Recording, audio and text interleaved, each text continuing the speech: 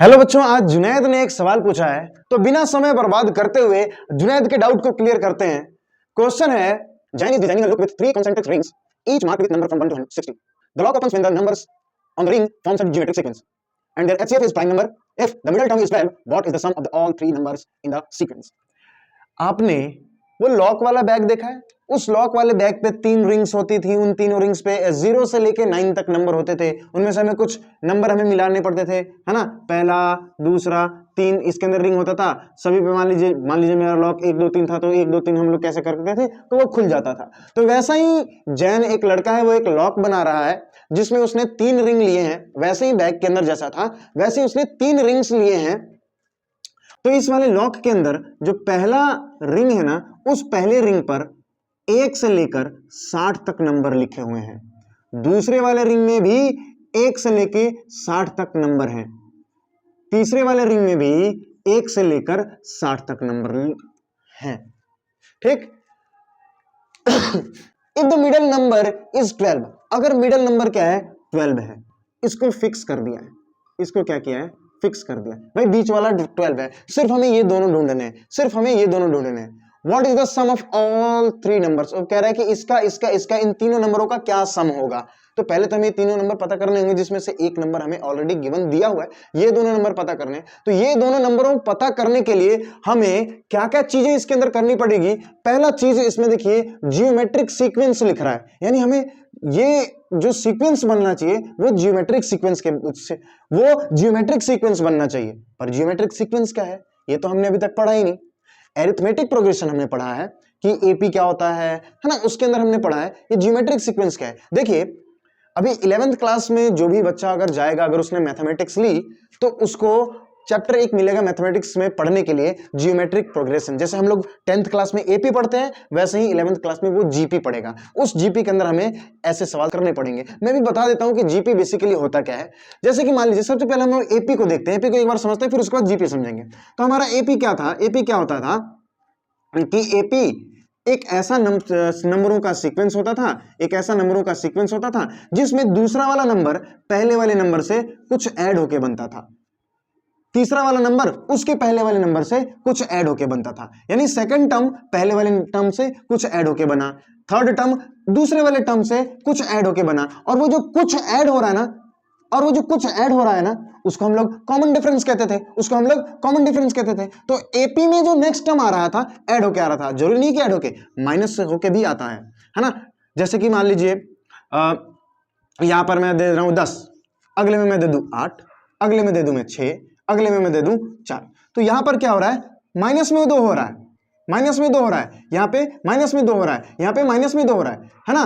तो एपी में जो नेक्स्ट टर्म आती थी, वो पहले वाले टर्म से कुछ ना कुछ ऐड होके या फिर कुछ सब्सट्रैक्ट होके आती है।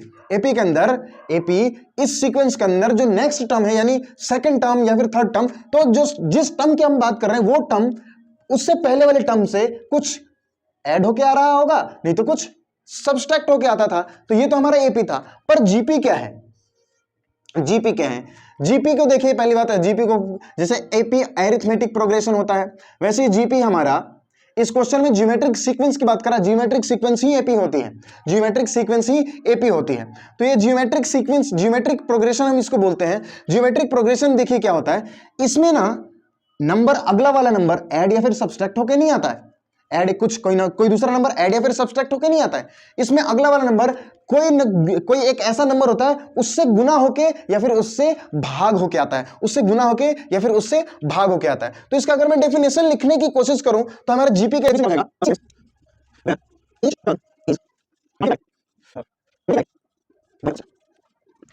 ओके।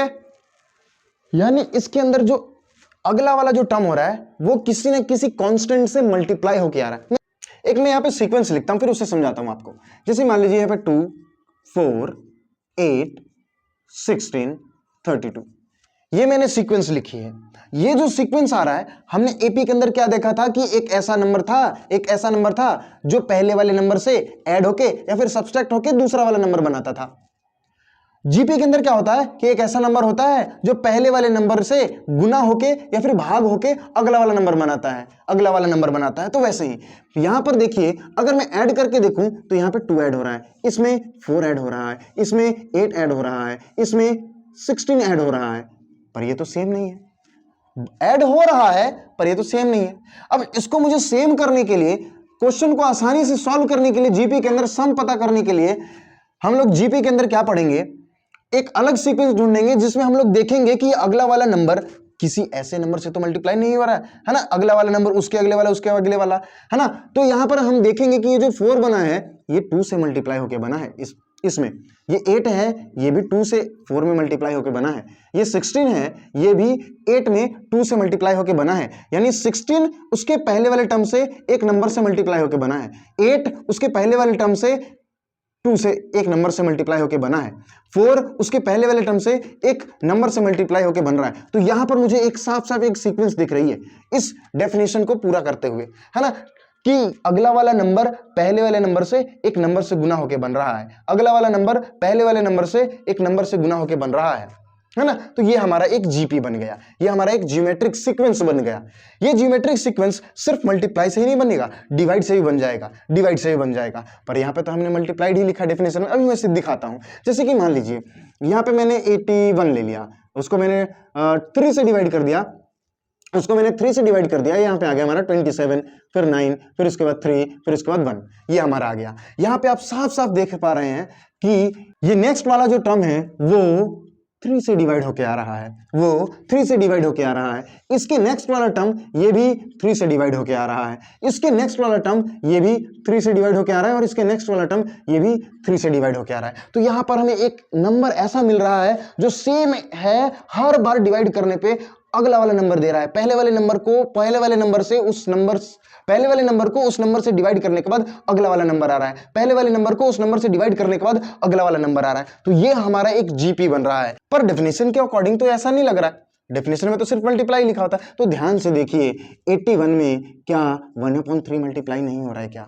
81 में 1/3 मल्टीप्लाई नहीं हो रहा है क्या? हो रहा है, या है ना। तो बेसिकली एक कांस्टेंट ही तो मल्टीप्लाई हो रहा है, मल्टीप्लाई होकर अगला टर्म बना रहा है। तो ये हमारा जीपी बनता है। तो ऐसे हमें जीपी बनाना है। तो इसके अंदर, इस क्वेश्चन के अंदर देखिए क्या चीज दिया हुआ है। 3 नंबर्स हमें यहां पर दे रखे हैं, दे रखे नहीं है, हमें पता करने हैं जिसमें से बीच वाला नंबर पता है, हमें ये वाला नंबर पता करना है, हमें ये वाला नंबर पता करना है। चलिए एक इसको करने के लिए एक और चीज मैं आपको बताना चाहूंगा, सुनिए ध्यान से। एपी के अंदर बेसिकली क्या होता था कि हम, अगर मैं एक एपी लिखूं तो एपी में हमारा फर्स्ट टर्म और सेकंड टर्म कैसे आती थी, एक कॉमन डिफरेंस होता था, एक कॉमन डिफरेंस होता था। यहां पे जैसे कॉमन डिफरेंस -2 है, उससे ऐड होके अगला टर्म आता था। अगला टर्म कैसे आएगा, इस फर्स्ट टर्म में इस कॉमन डिफरेंस का डबल मल्टीप्लाई करके ऐड करने से आएगा, डबल मल्टीप्लाई करके ऐड करने से आएगा। तो एपी का जो एक सीक्वेंस बनता था, एक स्टैंडर्ड फॉर्म बनता था सीक्वेंस का, वो ये होता था। तो अगर मैं जीपी का एक स्टैंडर्ड फॉर्म बनाना चाहूं सीक्वेंस का, तो कैसे बनेगा जीपी का?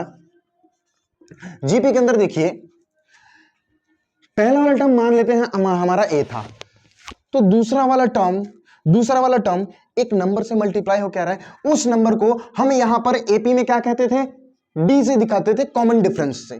किसे दिखाते थे? डी से दिखाते थे, कॉमन डिफरेंस से। इसमें हम यहां पर हम उसको आर से दिखाएंगे, और उसको हम लोग क्या बोलेंगे, कॉमन रेशियो,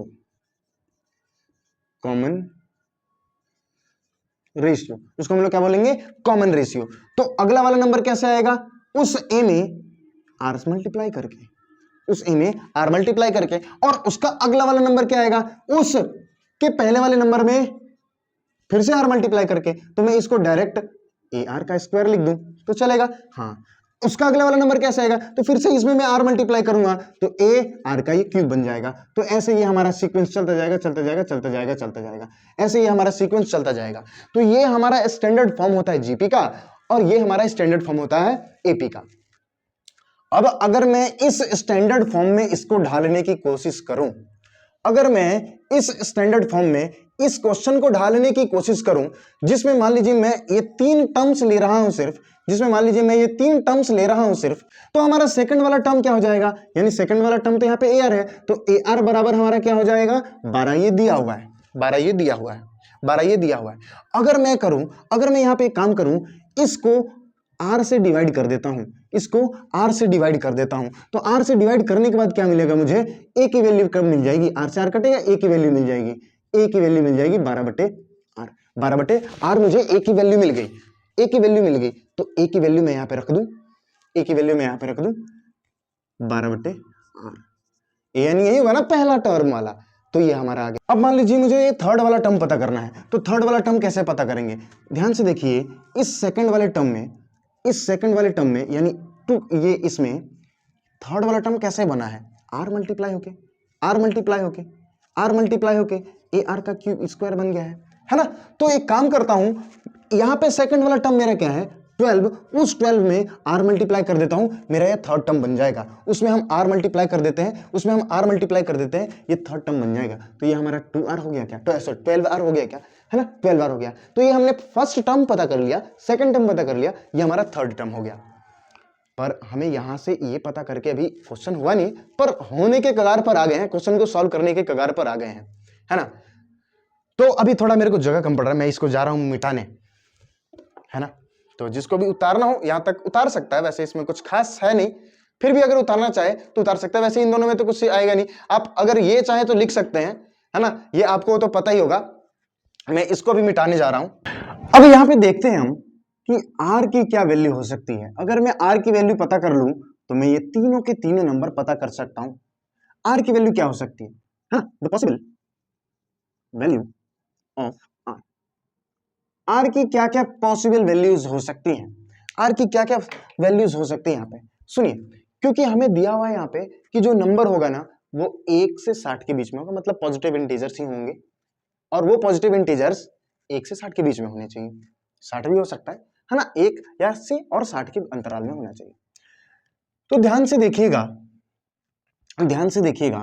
कि हमें यहां पर एक ऐसा नंबर रखना पड़ेगा, यानी ये पहला वाला टर्म ए पता करने के लिए R हमें एक ऐसा नंबर रखना पड़ेगा जिससे ये 12 पूरी तरीके से डिवाइड हो जाए, अगर पूरी तरीके से डिवाइड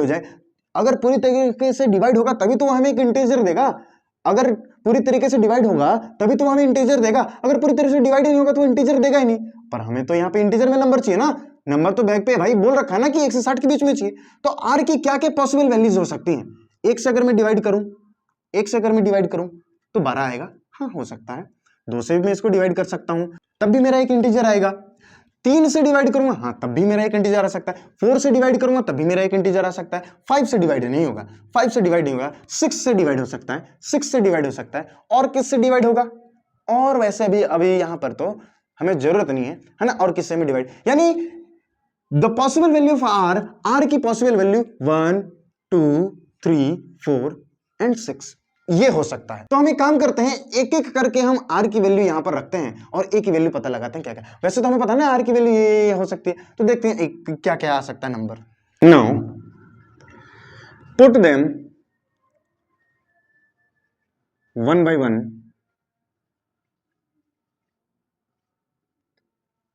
एंड मेक सीक्वेंसेस।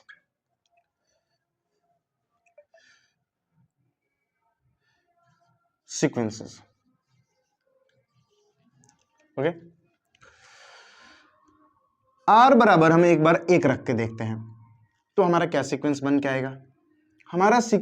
आएगा, R में 1 रखा तो यहाँ पे 12 आएगा, ये अगला 12 है ही, और ये हमारा 12 हो जाएगा, पर ध्यान से देखिए क्वेश्चन में एक कंडीशन दी हुई है। क्वेश्चन में क्या कंडीशन दी हुई थी, पहली कंडीशन थी हमारी कि भाई जो मेरा सीक्वेंस होना चाहिए जीपी होना चाहिए। जीपी दिख रहा है, हाँ जीपी है, 1 से गुना कह रहा है, जीपी तो है, पर एक और कंडीशन दी हुई है कि ये सब के सब का जो HCF होना चाहिए वो HCF एक प्राइम नंबर होना चाहिए। HCF क्या होना चाहिए, एक प्राइम नंबर होना चाहिए, और इन सबका HCF अगर मैं निकालने जाऊं तो सबका HCF तो 12 आएगा, और 12 तो प्राइम नंबर होता नहीं है ना, 12 तो प्राइम नंबर होता नहीं है, ठीक है। तो HCF भी हमारा प्राइम नंबर आना चाहिए। तो दूसरा कंडीशन दिया हुआ है HCF प्राइम नंबर होना चाहिए। HCF हमारा प्राइम, ये दो कंडीशन दी हुई है, यानी दोनों कंडीशनों को देखना है। तो ये तो हमारा हो ही नहीं सकता, क्योंकि यहां पे हमारा HCF जो है 12 आ रहा है। HCF जो है 12 आ रहा है। अब R बराबर एक बार 2 रख के देखते हैं। अब R बराबर एक बार 2 रख के देखते हैं। तो हमने यहां पे क्या किया, 2 रखा तो 12 को 2 से डिवाइड किया, यहां पे 6, ये तो हमारा 12 ही रहेगा। और यहां पे 2 रखा तो ये हो गया हमारा 24। यहां पर हमारा इसका HCF आ जाएगा 6। HCF हमारा 6 आ गया, पर HCF 6 है, 6 तो प्राइम नंबर नहीं है, मतलब ये भी कैंसिल, ये भी कैंसिल, ये भी कैंसिल और ये भी कैंसिल, है ना। यहां से हमारा HCF कितना आ रहा है, इतना। तो ये दोनों नंबर, ये दोनों सीक्वेंस तुम्हारे कैंसिल हो गए भाई। अब R की वैल्यू एक बार 3 रख के देखते हैं। 3 रख के देखने के बाद जब हमने यहां पे R की वैल्यू 3 रखी तो हमारा पहला टर्म 4 आ गया, दूसरा टर्म तो खैर फिक्स है, और तीसरा टर्म 3 रखने के बाद 36, है ना। यहां से हमारा इन सब का एलसीएम निकल के आएगा, HCF निकल के आएगा 4, और 4 भी हमारे रेंज में नहीं है। अब एक बार हम लोग R की वैल्यू 4 रख के देखते हैं, है ना। 4 रखने से क्या होगा, यहां पे R की जगह मैंने 4 रखा तो ये हमारा हो गया 3, ये खैर 12 है, ये हमारा 48, है ना, बढ़ चुके 48। हमारा यहां पे HCF कितना आ रहा है, यहां पे हमारा HCF आ जाएगा 3। HCF आ जाएगा 3, एक प्राइम नंबर है, 3 एक प्राइम नंबर है। हाँ, ये बन सकता है, ये बन सकता है। एक काम करते हैं, अभी और भी बच रहा है, कहीं उसमें भी बन जाए, देखते हैं एक बार। R की वैल्यू एक बार हम 6 रख के देखते हैं। R की वैल्यू एक बार हम 6 रख के देखते हैं। तो 6 रखने से यहां पे क्या आ गया, यहां पे जब मैंने 6 रखा तो ये हमारा आ गया 2, ये हमारा 12, और ये हमारा आ गया 72, और ये हमारा आ गया 72। अब ध्यान से देखिए, तो 72 रेंज में ही नहीं है। 72 हमें 1 से लेकर 60 तक ही तो नंबर चाहिए, उसमें 1 से लेकर तो 60 तक ही नंबर चाहिए, ये 72 आ ही नहीं रहा। HCF निकालने से खैर क्या फायदा होगा, HCF निकालने से खैर कोई फायदा यहाँ पे हो नहीं रहा। तो ये तो हमारा पहले कैंसिल। यहाँ पे ना ध्यान से देखिए, एक और नंबर शायद मैंने छोड़ दिया है, 12 भी हो सकता है ना, क्योंकि 12 से भी तो डिवाइड होगा, तो एक इंटीजर ही हमें मिलेगी, वो शायद छूटा हुआ है ना। तो उसको एक बार देख लेते हैं। यहाँ पे हमारा आ रहा है 12 से अगर मैं इसको डिवाइड करूँ तो ये हमारा बनेगा 1, ये हमारा 12, और 12 मल्टीप्लाई करूँ तो ये हमारा बन जाएगा 144, ये भी हमारा है ना, सीक्वेंस भी नहीं है, 1 से लेकर 60 के बीच में होता तब मैं इसमें सोचता भी करने के लिए। ये दोनों तो पहले ही कट गए, और ये तीनों पहले से ही कटे हुए थे। तो हमारा आंसर कहां आ रहा है, यहां पर हमारा आंसर कहां आ रहा है, यहां पर जहां R बराबर 4 है, जहां R बराबर 4 है। तो ये हमने देखिए सीक्वेंस पता कर लिया, एक GP भी है, प्लस यहां पे इसका HCF 3 भी आ रहा है, अब हमें देखिए क्वेश्चन में क्या कह रहा था, what is the sum of all 3 numbers in the sequence. Sequence में जो तीनों नंबर्स थे, उन तीनों नंबरों का क्या सम होगा, ये पूछ रहा है। Now the sum of the sequence is 3 + 12 + 48, है ना। 8 2 10 3 13, हाथ में 1 4 1 5 और 1 6, 63। तो ये हमारा 63 आंसर हो जाएगा। ठीक है, आशा करता हूं कि ये सवाल आप सभी को समझ में आया होगा, है ना। जुनैद, समझ में आ रहा है? चलो ठीक है।